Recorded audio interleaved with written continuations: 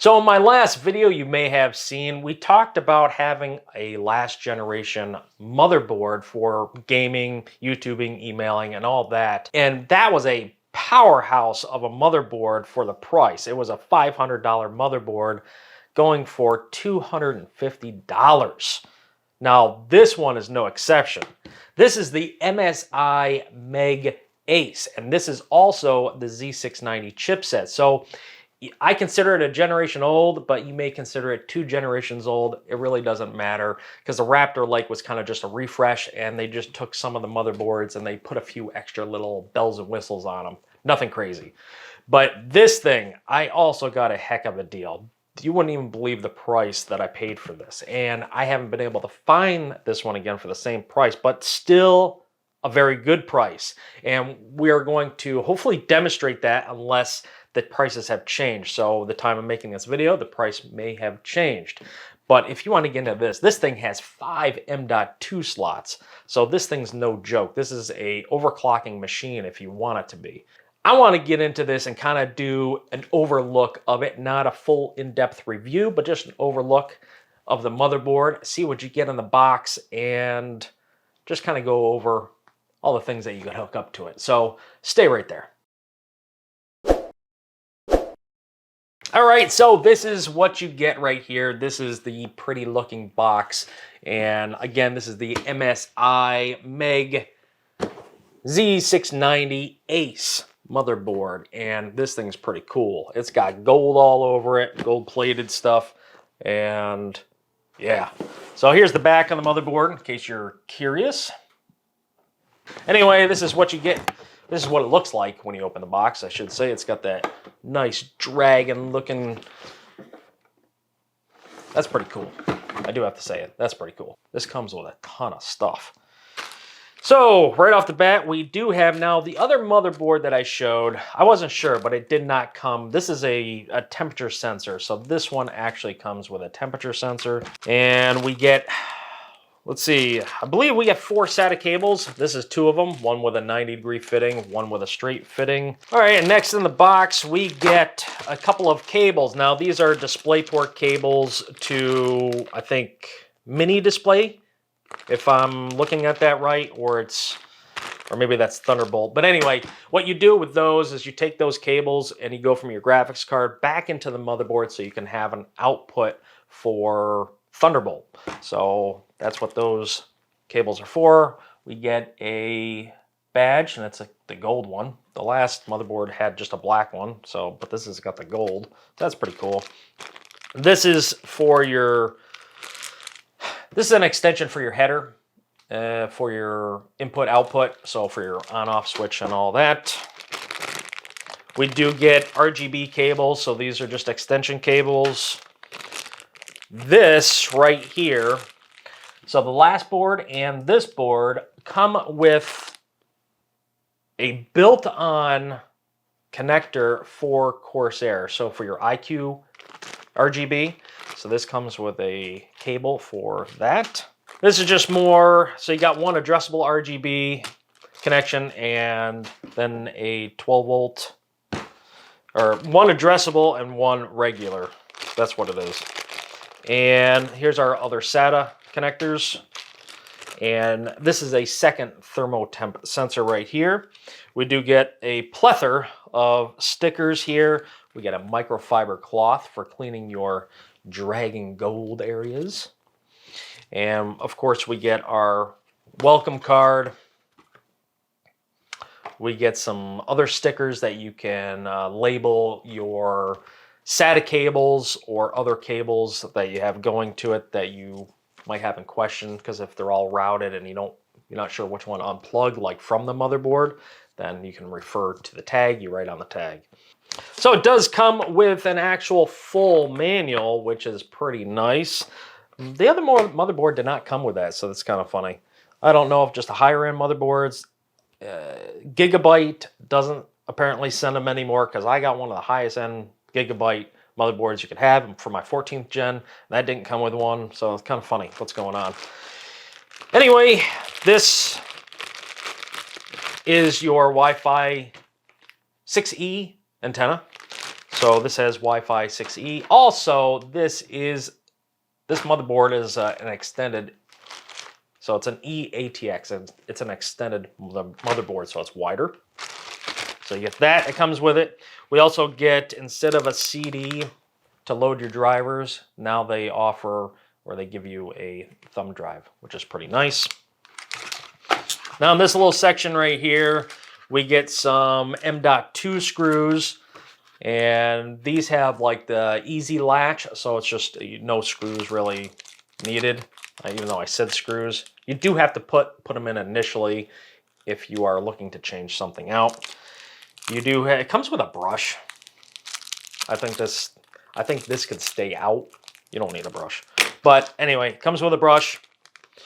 We do get the keychain here with the Phillips and flathead screwdriver on it. I don't know what you would need a flathead for on this, but comes with one. And of course, we get more of the easy lock screws, like I was saying, and you get all those with it. All right, well, here it is. It's in all of its glory right here in front of you.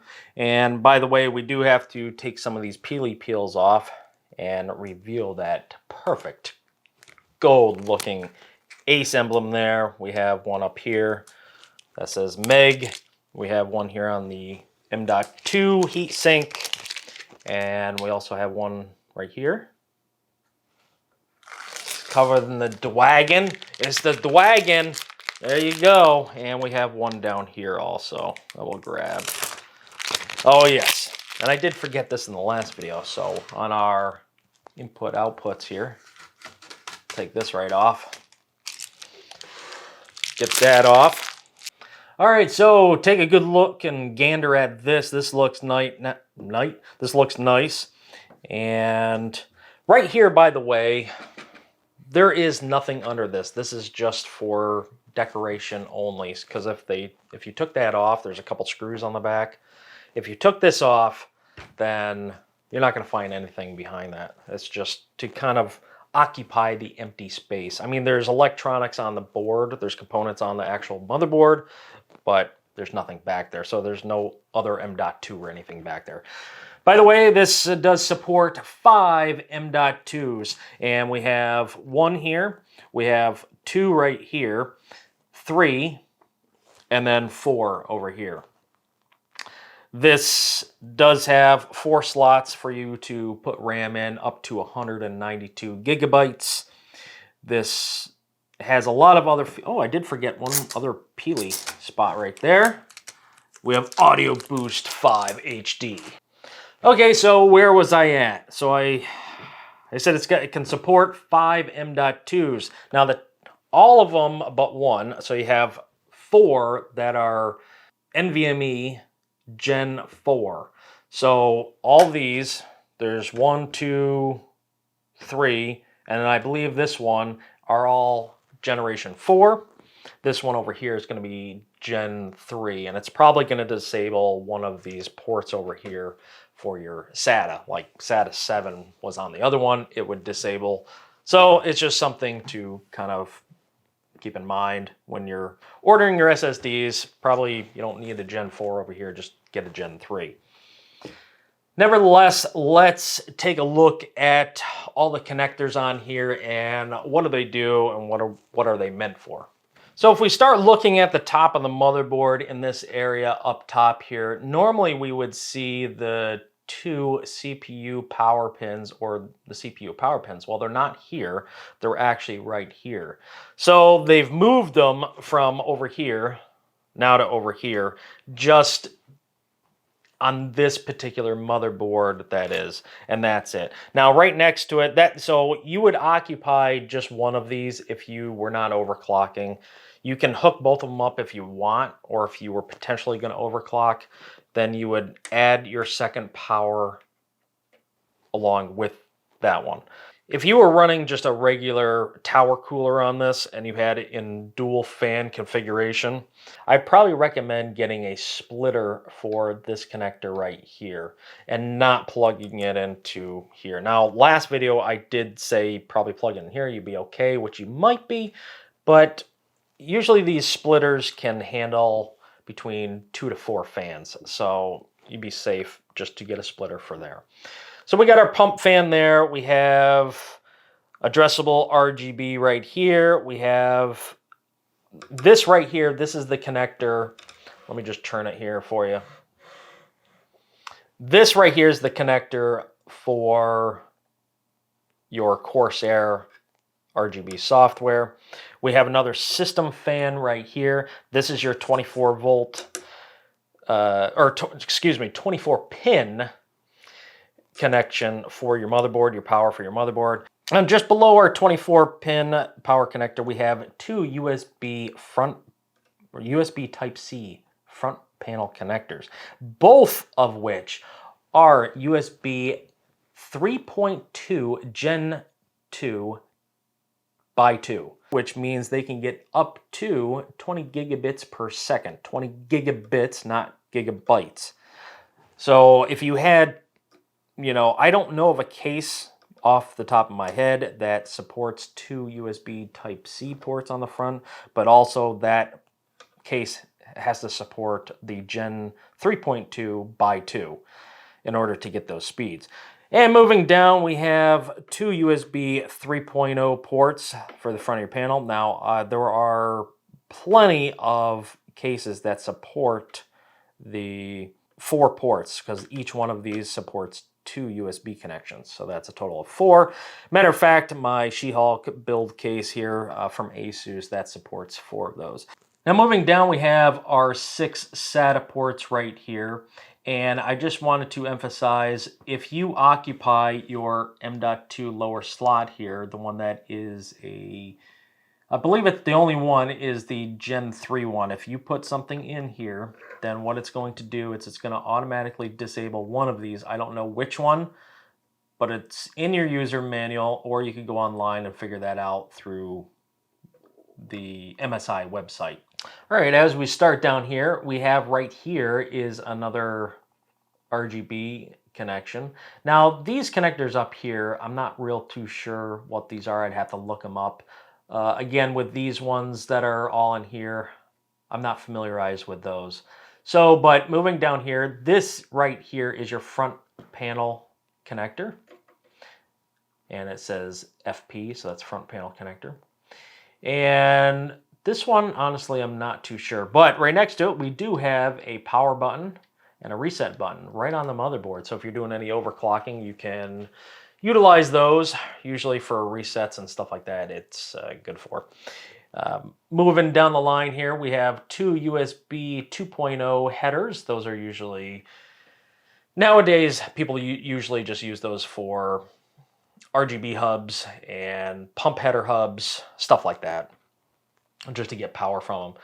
This does have a dual BIOS. Now, this does have 2 switches, and I might have to lift this motherboard up just so I can see it. So we have, we have a RGB switch. Look at that. A BIOS switch, which we have 2 BIOSes. So if you want to use like an overclocking BIOS, and then you want to switch it when you're not doing any kind of gaming or overclocking, you can switch it to the regular BIOS. Again, that requires, restarting everything. But we have an LED switch. I believe this, you can turn the motherboard on or off for LEDs. I don't know if this controls any of the headers on the board, but I think it controls the RGB that's on the actual motherboard, if there is any. And as we move across the bottom here, we have a system fan, another system fan, another system fan, another system fan, and another system fan.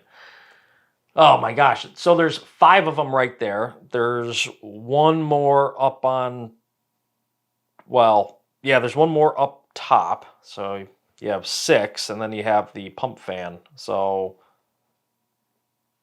you have quite a bit. You have 7 fan connectors. You have a water flow connector right here. And here, right here is where you would plug in those thermosensor connectors. So if you want to keep track of your motherboard temp, maybe close to the motherboard or something, and then, or if you wanted one for like, you have in the front of the system and on the back of the system for air temperature, right? You can put them wherever you want. They come with long enough wires. And we have another RGB connector right there. And then we have our audio connector. And right here we have 1, 2, 3 PCIe slots. The first top two, so these two right here are 5.0, and that's just the generation. And the bottom one is a 4.0, just to let you know on that. Let's take these heat sinks off and get a better look here. Now for this lower one, you'll see I have to actually take off the this piece right here, because the bottom you can't get to. So this whole piece has to come off in order to get to this other M.2. I believe, nope, it's the whole thing. So I thought maybe you could take it off separately. Quite frankly, that's how they should have done it. But nevertheless, this one is 4.0, generation 4.0, 4.0, 4.0, 4.0, 3.0. And I could have these two backwards. This might be 3.0 and 4.0, but I would assume that this one is because it's closer to this, but that doesn't really mean anything. So just check your motherboard manual and make sure which one you're plugging it into, because if you're expecting the speeds of a 4.0 generation 4 of, you know, closer to 7,000, 5 to 7,000 megabytes a second range, you'll be disappointed if you put a Gen 3 drive into a Gen 4 area. Or vice versa, you're thinking you put a Gen 4 into a Gen 3 slot and you're only getting like 3,500 megabytes a second. So just be kind of mindful of that. But again, you can occupy all of these. And I believe only the first one up here is CPU bound. This one maybe, but I think the rest of them they go right to the chipset in order to communicate. All right, so I wanted to show you exactly how this works. I got an M.2 NVMe drive here. This is what you're gonna do is you're going to line it up right there. We're gonna put it in. Now, of course, they're always spring-loady. Spring-loady, that's a new word. And it looks like I got to get this. There we go. So I had to spin that a little bit, and I'm not sure which. Okay, it goes that direction. So you can see that little piece that went over it. See it right above my fingernail right there, right like that. And that's how it gets locked into place. And of course it comes with a longer one, so if you had a longer M.2, you would remove this screw and then you would just utilize this rear locking one, and that's how that would work. Also, it has the thermo pad right here, and there's a sticker, or not a sticker, but a film that you have to remove in order to get the properties that would cool this drive down. Now, this is really meant for if you had chips on the back side of this NVMe also, but since there's no chips like that's on the front of this, you can see that there are some chips on the front of this. If you had them on the back side, that would really be beneficial, but since it doesn't, it's hardly going to touch it, but I would remove this anyway just because of the heat. So let's work our way up here. We have our audio connections down here. We have our Wi-Fi 6E port sticking out right here. So that's where you're going to connect your antenna.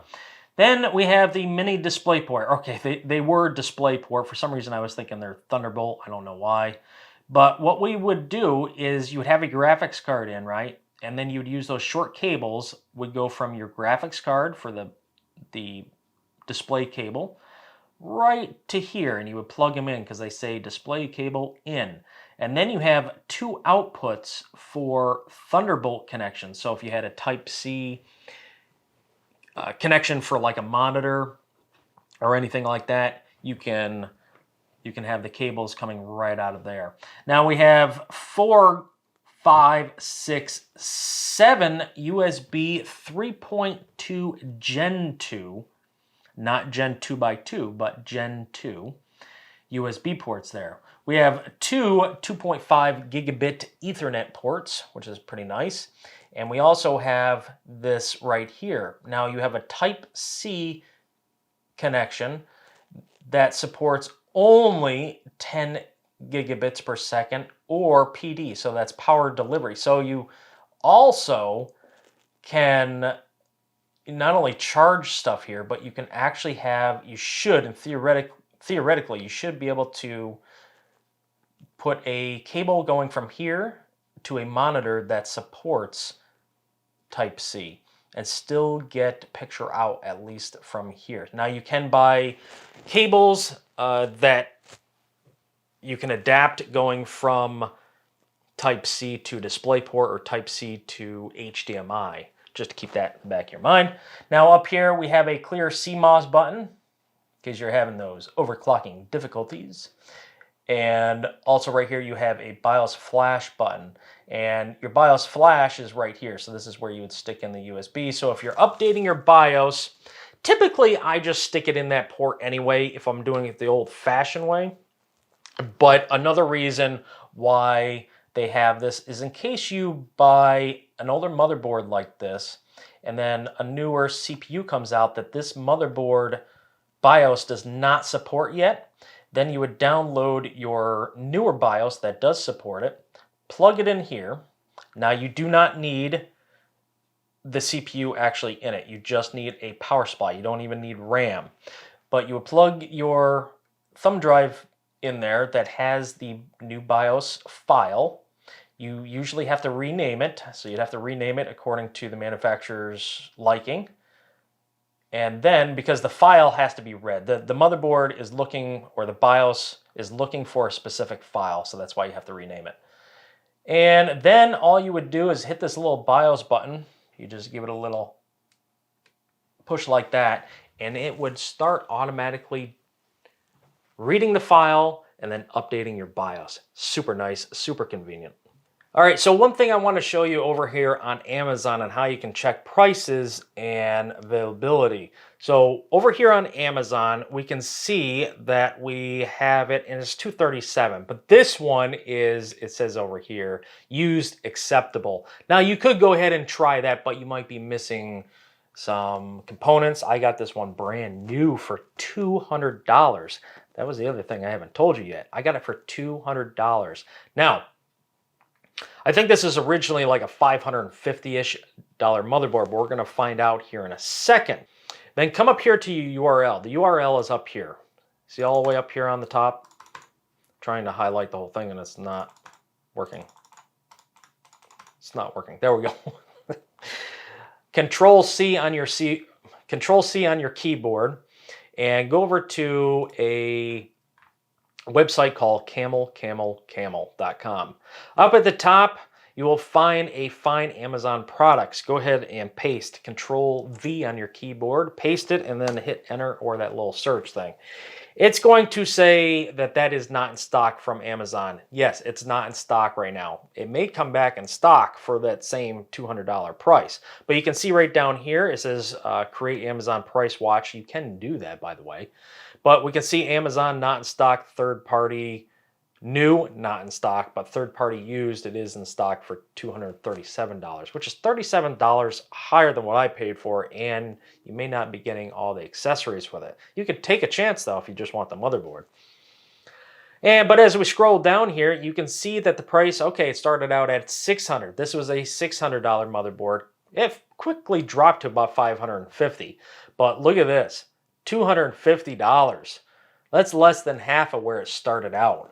That's amazing price. Now, one of the other purposes is why I'm showing you this is you may not be able to get this board for that particular price, but look around. Look at your Z690s. You may find another one that you can stumble across and get those amazing deals. I was lucky. Matter of fact, Kerry Holzman, him and I bought one virtually at the exact same time, and he bought two of them for $200. Now, he hasn't done the review on it yet as the time I'm making this video or put the board together or anything like that, but he did let me know that they look legit and everything looked to be functional on it. Now, I haven't tested this one out myself either, but stay tuned. We're going to be doing that in the next video or two, and we're going to make sure that everything functions on this properly. So anyway, That's all I got to say about this. So this thing looks outstanding. I love the gold touches on it. You have everywhere from, of course, the dragon. Now it is very fingerprint sensitive, so you get it on there and it shows. I already got a little bit right there, but you got the dragon, you got this piece, you got it where it says Meg, you got it over here. There's an accent right there. You got a little piece here, you got a triangle here, you got this and the triangle down there with all that gold. But this motherboard, at least you have the display output, and that is really beneficial for that. Or not the display output, excuse me, but you have the single one for the USB, that's display, or USB Type-C. Then you also have, of course, the Thunderbolt out, which is really, really nice.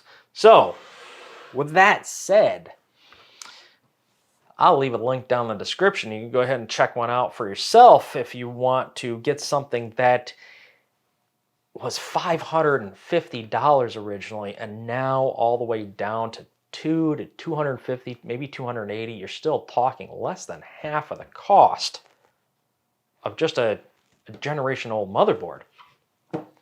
I wanted to pick one up because that's a heck of a deal. Now, one thing I did not show you that I kind of forgot about. Look at that.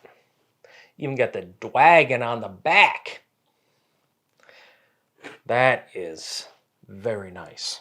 All right, guys. Well, that's going to do it for me. I hope you enjoyed this little show and tell of this little thing that I picked up. It's not really little, but it is a heavy motherboard too.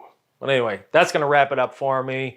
Leave your comments down below. Hit that like button to help me out. And that's it. Don't forget to subscribe too. Hit that subscribe button. Until next time, take care.